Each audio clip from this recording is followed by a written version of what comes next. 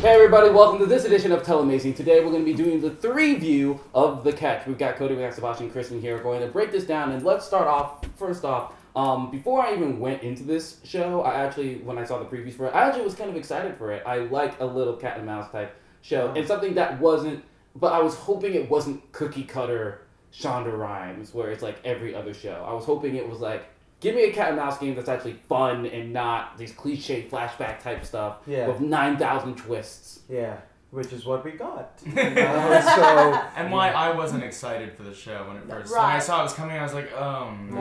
Like, I feel like I've seen this a million times. I know what it's gonna be. Yada yada yada. For me, it was I haven't seen a network drama in like a long time, and it's kind of like, you know, like when you like stop drinking like a Coke for a while, or you know, any sort of soda, and then you go back to it and take a sip, and you're like, whoa, that was a lot of sugar. I can't believe I was drinking that much when I was drinking it. So it's kind of like that. It was like, whoa, this was there's a lot of like music. Anyone notice? There's like always music playing, tin, tin, tin, tin, tin, tin, and like every time they have to do something exciting before the commercial. When someone says something, like when someone's walking through a door, it's like, tin, tin, tin, tin, tin. And it's like sometimes it's like sexy, sometimes it's like, ooh, what's gonna happen next? It's like, do we even need, like, why are they punctuating every moment of something that's going to happen? Also, another thing that I noticed was whenever, like, a new character comes in, it's, like, never like, oh, we as the audience get to discover who he is. It's like, oh, did you know that guy's coming in? He's the guy who killed this person. And they give us, like, this bio of this guy walking in. It's like, oh,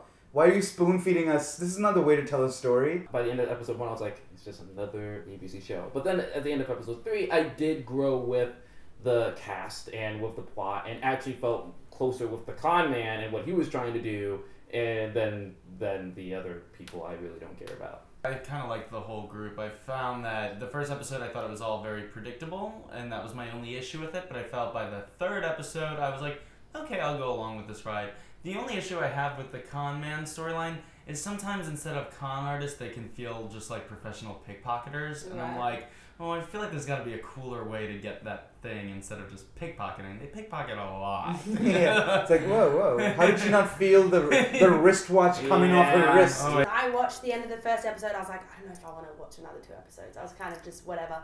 But by the end of the third, I think it's going to be interesting. It's going to be a show that I can just kind of put on to, you know, just wind down and watch without really thinking about anything. One of the weird things for me was that it is clearly a Shonda show. Did anyone feel like the actress who plays Alice Vaughn was very much like Meredith Grey? Yes! like very similar. Yeah. Yes, very much. I found that they were like so identical in certain like facial features and stuff like that. Yeah, you can pretty much trace all these characters as different type of characters from different shows that she's had. I found that while watching the show, I actually found the storyline of the con man played by Peter Krause was way better than the A story. Oh, absolutely. Yeah. And so I was like, that's not very good when your A storyline is not as entertaining as your B. That's true. I felt like, that storyline was good, but I felt like, you know, that in like 25 minutes, we figure out who this guy is, what he's done, and what his real deal is. Yeah. I feel like they should have taken an entire season.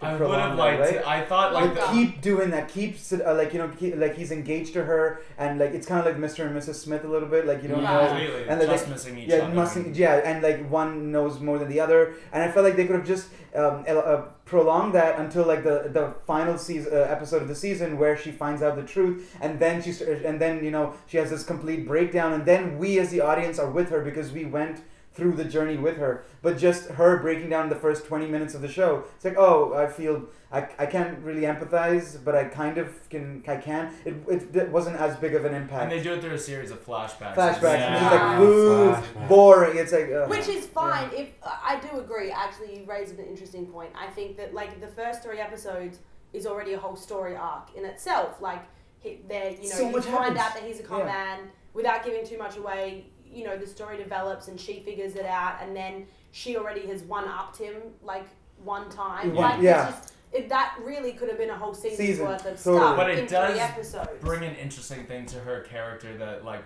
which she's having this emotional struggle the whole time, is that this is my job and he got me. and I didn't even see it. Like, I think there is something about that that's really interesting. That, but like, how long can you play that for? How long? It's is just that probably going to be this season, but that's her entire motivation to do everything, is to be like, I didn't see this. Everybody has like, they're the best at this job except for one little thing, and that's just.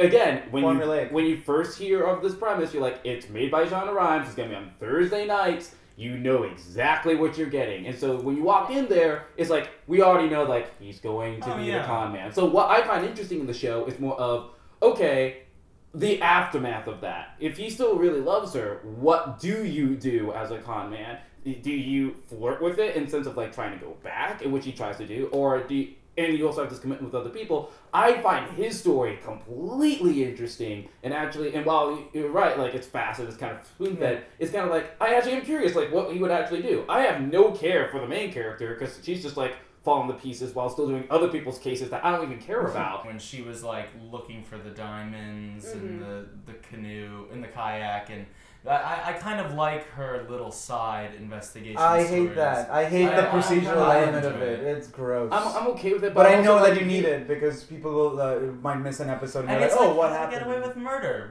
We have this big storyline that we're following all season, but every episode is a new story. I mean, Supernatural did the same thing for the first 5 seasons. There's an overarching storyline, but the characters still have their daily life to deal with while, you know, solving this bigger thing. I mean, it happens on a lot of TV shows. I think for the majority of us, I feel like ourselves, the type of shows that we watch, this is not the show for us. But let's try to be objective for people who do watch network television. Is this a show worth watching compared to the other ones that are out there? I mean, I watch Scandal, and that could be considered the same kind of thing. I love watching Scandal every week. I'm going to be watching this probably. Yeah. Maybe not week by week, but I will, like, you know, catch an episode when I feel like watching something. Yeah, kill a few episodes after a few weeks go by. You're like, oh, I was enjoying that. Why not still watch it? Yeah, and I think it compares fairly well. It's the same types of twists and turns, cliffhanger endings with an underlying romance. You're like, it's enjoyable compared to what else is very similar. I think I'm intrigued to see him, like what he's going to do with her, with their romance. Yeah, and that's the only reason why I want to come back to that show. I think that is, with all the other shows, it's fine. It does the job that you expect it to do, and also adds the whole part of, hey, you may like this main character because that's what we do with Shonda shows, but you actually will be very interested in the B plot. Like, you are almost heavily invested in the con man just as much as you are with the one who was con. I mean, if you like that kind of stuff, but otherwise, just don't watch these shows. Stop watching the shows so that they can put something else that's much more interesting and has more value on TV. But is a show worth watching if you like that kind of stuff? Sure, it just gives you what you want. Exactly. All right. Okay, and that's going to be the review of The Catch on ABC. If you enjoyed this review, make sure that you give us a thumbs up, and along with that, if you're new to Telemazing, make sure you subscribe. We have all these videos over here with our other 3 reviews, along with our top 5 and our games, and we also have a podcast every Monday that you can click over there, and our Wednesday shows that are live. And so, for Cody, Subhash, and for Kristen, I'm Joseph Mwamba. Thank you for watching. Now go watch some TV.